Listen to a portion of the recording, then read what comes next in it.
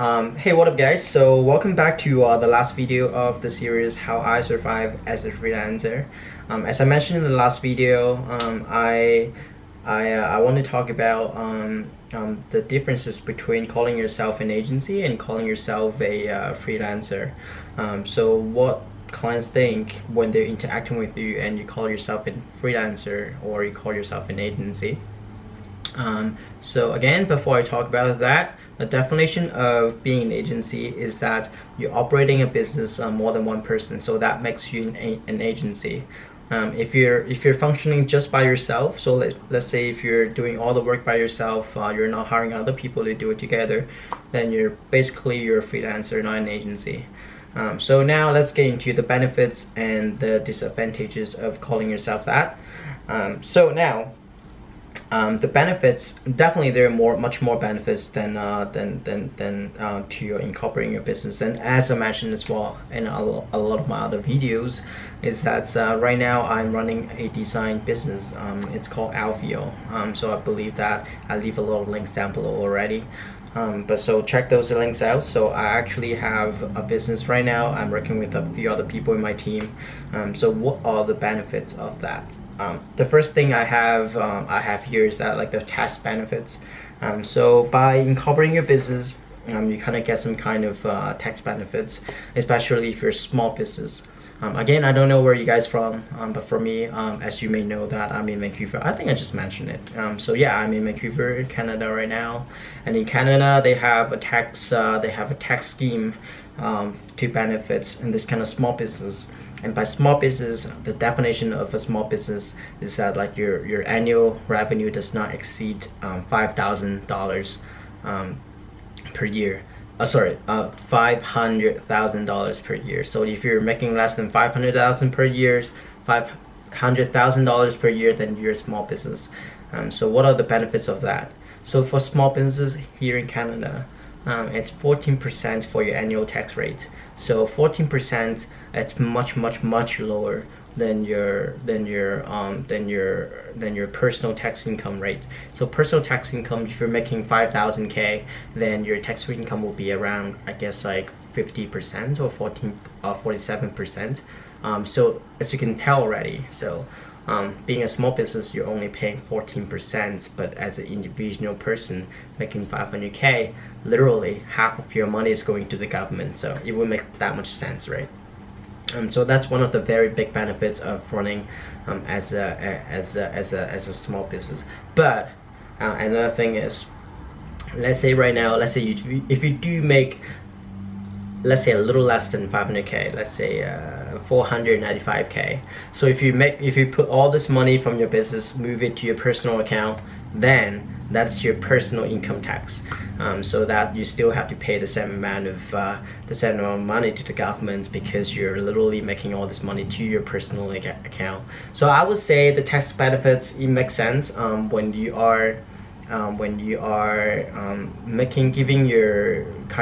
giving your business account as a saving account. So let's say if you save up a lot of money, so let's say if I personal myself, right, I don't pay myself a lot of money. Let's say if I save a lot of money into my business account, then basically all this money is in my business account, so I only have to pay 14% to those money that I make for my business. So I pay myself a much more smaller amount, so my personal tax is so much lower. But I still, again, like, this is my own money, but it's just only my business account. So a business account is very good as saving account, so if you think about that.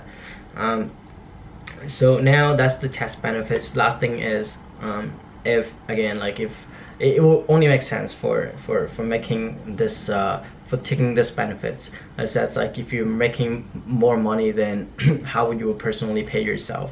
So if you are living by every dollar that you make for your clients, if you're not like making much more than you need, then it will make sense to incorporate your business, only because that you want to pay less tax. So you're literally like making all your money to your personal account, so it's not a saving account anymore. So for the tax benefits, it only makes sense when you're making more than what you need for yourself. So let's moving on to other points. So all this other point is better for your money, for your potential income earning.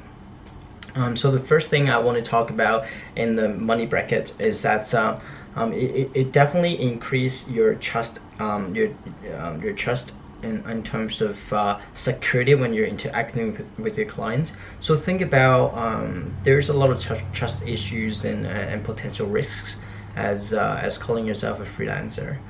So let's say when people are thinking about hiring you, then they will think about like if you would just take the money and run away, especially when you're charging your clients a certain amount of deposits. So let's say if you're charging your clients, I don't know, like 10K for your deposit.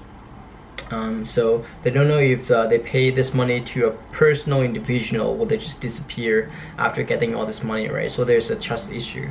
But if you're telling them you have a physical address of a business that's incorporated, so there's some kind of like tracking system that can track you down. So it minimizes the risk of you taking the money and run away.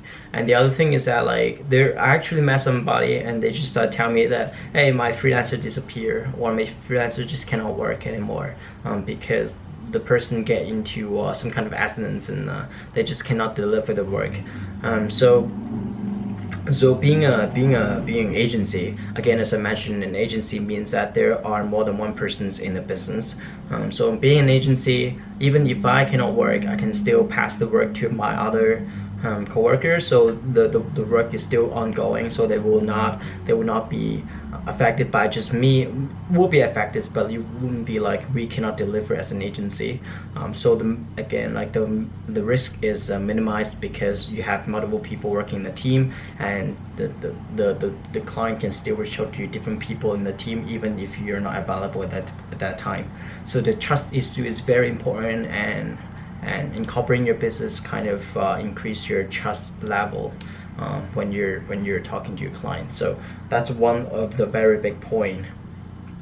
And second point is, as mentioned, there are more people in your business, so that definitely means that you can get more work than you can handle yourself.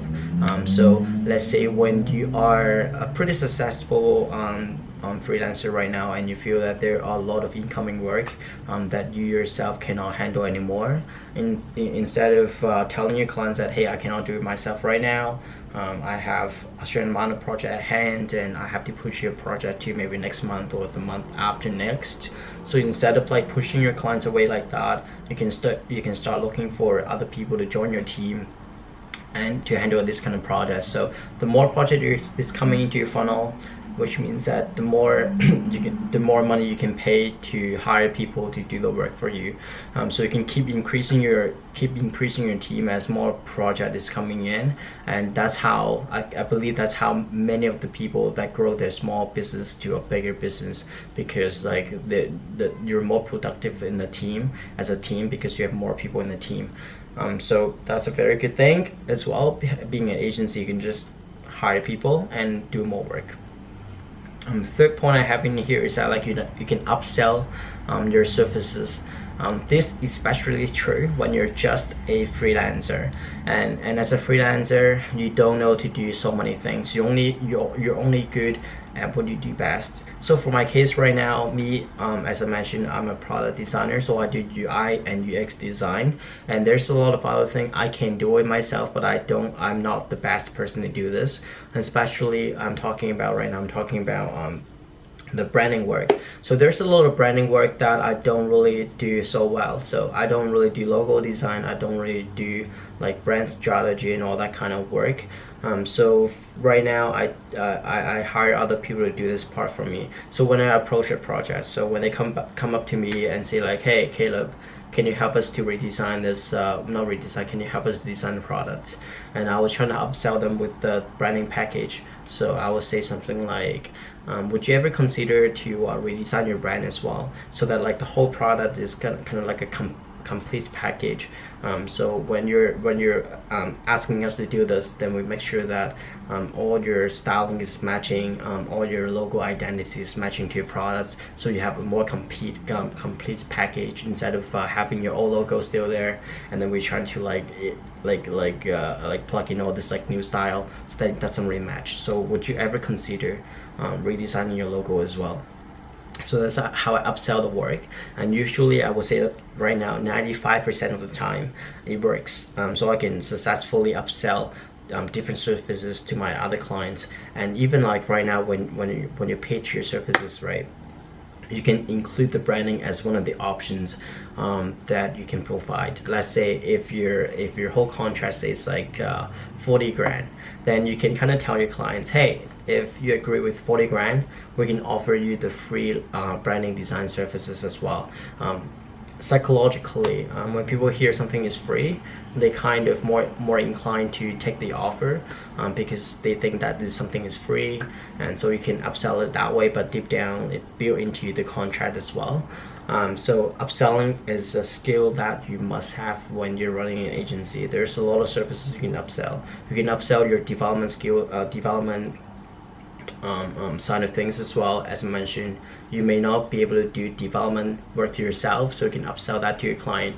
Again, offer it as a complete package, so that like the development, especially the design, is matching the development is matching the design, because it's all from the same agency. That's one thing that the clients value a lot.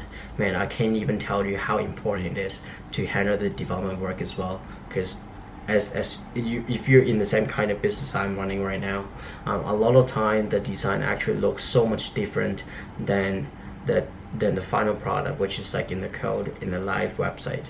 So if you can handle everything for yourself, then you definitely can upsell that as a side service to your clients.